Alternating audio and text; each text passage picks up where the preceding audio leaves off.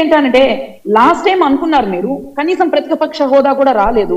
ఇప్పుడు అనుకుంటున్నారు కనీసం మళ్ళీ ప్రతిపక్ష హోదా కావాలంటే మీరు ప్రయత్నించాల్సింది 27 సీట్లకి. ఆ 27 సీట్లైనా మీరు రావాలి అని అంటే నోరు అదుపులో ఉంచుకుంటే ఎవరైనా, ఏ పార్టీ వాళ్ళైనా, ఏ పార్టీ నాయకులైనా, ఇప్పుడు మొన్న మాట్లాడారు కొడాలి నాని గారు, ఏం మాట్లాడారండి?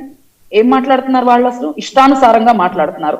నాయకులుగా ఉంటూ వాళ్ళు నిజంగా ఖండించాల్సింది పోయి వాళ్లే ఇష్టానుసారంగా మీడియా ఉంది కదా, సోషల్ మీడియా ఉంది కదా అని చెప్పి ఇష్టానుసారంగా వీడియోలు చేసుకుంటూ రెచ్చిపోతే వాళ్ళ కిందన్న వాళ్ళు ఏం చేస్తారండి?